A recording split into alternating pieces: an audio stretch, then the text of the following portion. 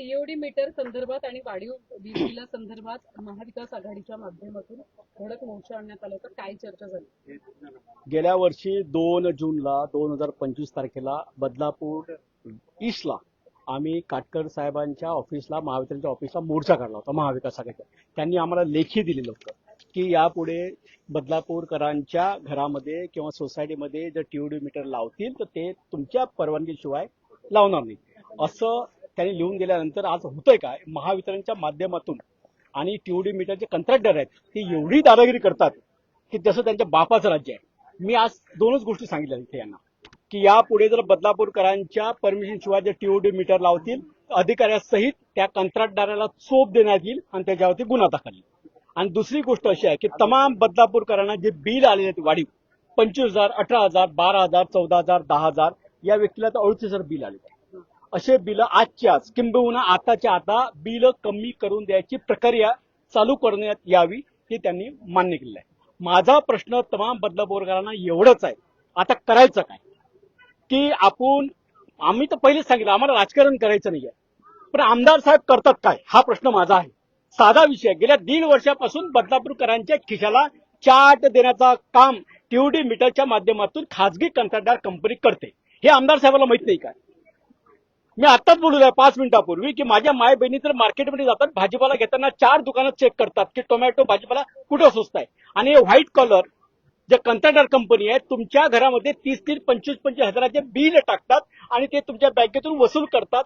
ही प्रक्रिया कुठेतरी थांबली पाहिजे, कारण की माझा बदलापूरचा सामान्य माणूस हा मुंबई तो बदलापूर 20 आणि 25-30 हजाराचे काम करतो आणि त्याच्या घरात संध्याकाळी बिल जर 15-15, 30-30 हजार येत असेल तर त्यांना खावं काय, कमायचं किती, हा गहन प्रश्न आहे. म्हणून आज मी इथं महावितरणच्या अधिकाऱ्याला 2 गोष्टी सांगितल्या आहे की साहेब आज होळी करायला आलो होतो, तुमच्या कार्यालयाला कुलूप लावायला आलो होतो, पण त्यांनी संयमाची भूमिका घेतली, आम्ही संयमाची भूमिका घेतली, परंतु त्यांनी संयम म्हणून आमचा कमजोरपणा ठेवू नये. आज मी होळी करणार होतो, उद्या होळी करेल, आज इथं होळी करेल. मी तुमच्या माध्यमातून सांगतो, जर आमदार साहेबांनी या प्रक्रियेमध्ये उडी नाही घेतली तर आमदार साहेबाच्या घराच्या समोर महाविकास आघाडीच्या माध्यमातून या वाढीव बिलाची होळी करण्यात येईल. आणि याची काळी राख आहे ना या अधिकाऱ्याच्या तोंडाला आणि महावितरण अधिकाऱ्याच्या जे कंत्राटदार नेमले त्या तोंडाला लावण्याचं काम आम्ही करू. शेवटी माझ्या बदलापूरकरांचा सहनशीलता आणि खिशाचा प्रश्न आहे. अर्थात यापूर्वी सुद्धा आंदोलन तुम्ही केलं होतं आणि तुमच्यावर जवळपास 60 लोकांवरती गुन्हे दाखल झाले होते. तेव्हा काटकर सरांनी एक अर्ज माध्यमातून निवेदन त्यांनी दिलं होतं की परवानगी घेऊनच सोसायटीचे टीओडी मीटर बसवले जाणार.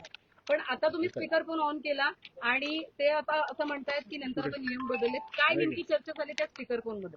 नाही, तो चर्चा तर मी बघा अविनाश देशमुख कधी पडते बघून कधी चर्चा करते, स्पीकर ऑन करून. त्या दिवशी महाविकास ते गॅसचं आंदोलन होतं, तिथं तेच सांगितलं दूधचा दूध बाप दाखवणं तर श्राद्ध कर. तिथं त्यांनी बाउन्सर पाडले होते की महावितरण काय ना महानगर गॅसचं जे होते ना तिथं सामान्य माणूस जर बिल हे करायला तिथे बाउन्सर होते, हे तगडे बाउन्सर ते आतमध्ये होते. आता लाईनवरती आली. उद्या इथं आता मी बघितलं काल परवा तुमच्या माध्यमातून सगळ्या सोशल मीडियावरती व्हिडिओ टाकतात की इथं बिल भरायला माणूस आला, बिल कमी करा म्हणून मारतात हरामखोर. त्याच्या बापाचं राज्य आहे काय? म्हणून या प्रक्रियेमध्ये बदलापूरकरांचे जे काही लोकप्रतिनिधी आहेत ना त्यांनी कुठेतरी सहभाग घेतलेला आहे. आणि मी तुमच्या माध्यमातून पुन्हा सांगतोय की लोकप्रतिनिधी म्हणतात की आम्ही 1-1 करोड 2-2 करोड रुपये खर्च करून आलेले आहेत, तुमचे काम आम्ही असं कसे करावे? बदलापूरकरांना तुम्हाला वाऱ्यावरती सोडलेलं आहे, तुम्हाला गृहीत पकडलेलं आहे. आता कुठेतरी थांबलं पाहिजे.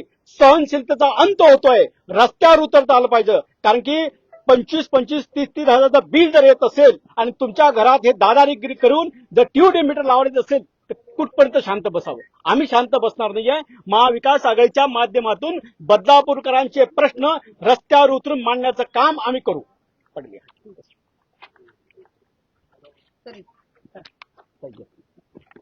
काय सांगाल, काय इशारा देणार आहात जर आता पुन्हा एकदा वीज बिल कमी नाही केलं? वारंवार इशारे देऊन झाले. काटकर आणि हे महावितरण यांच्या कथनी आणि करणीमध्ये खूप फरक आहे. यांनी मागच्या वेळेस आम्ही जेव्हा आंदोलन केलं तेव्हा लेखी लिहून दिलं होतं की आम्ही यापुढे कुठलेही टीओडी मीटर लावताना ग्राहकाची परमिशन घेतल्याशिवाय लावणार नाही. आज स्पीकर फोनवर टाकलं असताना ते बोलले नियम बदललेत. मुख्यमंत्री सभागृहात सांगतात, विधान भवनात सांगतात की कस्टमरच्या म्हणजे ग्राहकाच्या परमिशन शिवाय मीटर बदलले जाणार नाही, कुठलीही सक्ती करणार नाही. आणि हे सांगतात की परमिशनची गरज नाही, आम्ही त्यांच्याशी चर्चा करून आम्ही मीटर लावूच. हा त्यांचा बोलण्याचा उद्देश होता. म्हणून मी काटकरांच्या बोलण्यावरती विश्वास ठेवत नाही. एक नंबरचा लबाड अधिकारी या बदलापूरमध्ये बसवलेला काटकर आहे, जो म्हणजे त्याला सामान्य जनतेचं काय पडलेलंच नाही. त्यांच्यावरती जेव्हा ही वेळ आली असती ना, तेव्हा कळलं असतं. आज जे लोक इकडनं मुंबईला कामाला जातात, ज्यांच्या घरात 2च माणसं असतात, नवरा बायको दोघेही कामाला जातात, येऊन रात्रीचा फक्त लाईटचा वापर होतो आणि त्यांना 20-20 हजार जे बिल आलेली आहेत, यांचं 38,000 बिल आलेलं आहे. कुठलं भरणार 38,000 बिल? ज्यांना पेमेंटच 20,000 आहे, ते 38,000 बिल कसं भरणार एका महिन्याचं, हा प्रश्न आहे. त्यामुळे काटकरांच्या बोलण्यात आणि एमएससीबीच्या आज यांचंच उदाहरण, हे 2 लोक इथे समोर आहेत, पण असे असंख्य बदलापूरकर आहेत. आम्ही बदलापूरकरांनाही त्यावेळेस आवाहन केलं होतं की कोणी मीटर लावू नका, पण लोकांनी पण ऐकलं पाहिजे आणि लोकांनी सुद्धा त्याला हरकत घेतली पाहिजे. मीटर लावताना सोसायटीत येतात, सोसायटीला लॉक करून ठेवायचे मीटर बॉक्स आणि आपल्या परमिशन शिवाय मीटर लागला जाणार नाही याची पण दक्षता घ्यायला पाहिजे होती, परंतु असं झालेलं नाहीये.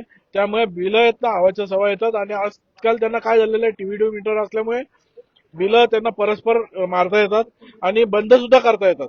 त्यामुळे हा प्रॉब्लेम इतका गहन आहे की लोकांना याच्यावरती तोडगा काढता येणार नाही. इथे आल्या चक्रा मारले बिलं या अधिकाऱ्याकडे जा, ते दुसऱ्या अधिकाऱ्याकडे पाठवणार, असं म्हणजे चक्रा मारायला लावणार.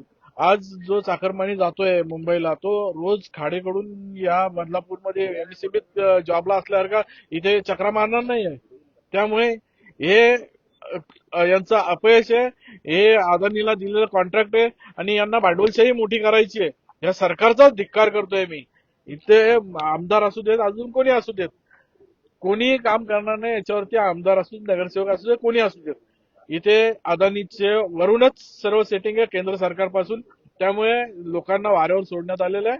त्यामुळे लोकांनीच उद्रेक केला पाहिजे असं मी लोकांना आवाहन करतोय. तुम्ही जे कराल ते, आम्ही 2दा 4दा येऊ, आम्ही नंतर शांत बसू. त्यापेक्षा तुम्ही जर का सपोर्ट केला आणि उद्रेक केला ना, तर हे कुठेतरी बंद होईल. नेपाळ सारखं या बदलापूरमध्ये आणि या महाराष्ट्रात झालं पाहिजे. धन्यवाद. 38,000 जवळपास बिल आलेलं आहे तुम्हाला. काय सांगाल, कोणत्या महिन्यातलं बिल आलेलं आहे? मागच्या या मे महिन्यातच बिल आलंय मॅडम. मी एक व्यक्ती असा की सकाळी 5ला जातो तर रात्री 9-10 वाजता येतो. मी संडेला गेलेलो, मंडे ट्युजडे वेनसडे, तर मी काल रात्री 9 वाजता घरी आलो. त्याच्यामध्ये आईने मला बिल दाखवलेलं 38,000. बोलले हे कसं काय? त्याच तुमच्या माध्यमातून तुम्हाला फोन केल्यानंतर देशमुख साहेबांचा नंबर घेतला. देशमुख साहेब मला बोलले उद्या या. मी आज कामाची सुट्टी मारली, त्यासाठी आलोय. मनमानी कारभार चालू आहे. मार्च महिन्यामध्ये पण मला 4,220 काहीतरी बिल आलेलं. ह्या टायमाला मला डायरेक्ट 38,920 बिल आले. या गोष्टीचा आणि आपण आपल्या सामान्य जनतेने आता अभियंत्याला प्रश्न विचारला तुम्हाला किती बिल आले, तर त्यांनी काय सांगितलं 4,000 बिल आले. ही काय अडाणीचे जावई आहे का? यांना 4,000 रुपये बिल आले आणि आपण सामान्य जनता दिवस रात्र कष्ट करतो, रात्रभर रात्री घरी येतो, त्याचा आपल्याला 38,000 रुपये बिल. एवढा दीर्घ कारभार चालू आहे इथं कारभार एमएससीबीचा. याला काही तोड नाही. हा याला उठाव करणं गरजेचंच आहे. थोडक्यात. अर्थात तुम्ही सुद्धा आज समस्या घेऊन आला होतात. काय नेमकी आपल्या समस्या? पहिली गोष्ट तर ह्या लोकांनी न सांगता मीटर लावलेत, त्यानंतर अंधाधुंदी बिल काढलेलं आहे. रीडिंग घ्या, त्याच्यानुसार तुम्ही बिल काढा. तसं काहीही न करता त्यांनी सरासर बिल दिली आहेत. आणि आता जसं बोलणं झालं काटकर साहेबांशी, त्यांचं मला एक गोष्ट सांगायची आहे काटकर सरांची. परवाच्या दिवशी मी त्यांच्या ऑफिसला गेली, इथे बाईट दिल्याच्या नंतर मी त्यांच्या ऑफिसला पण गेली होती.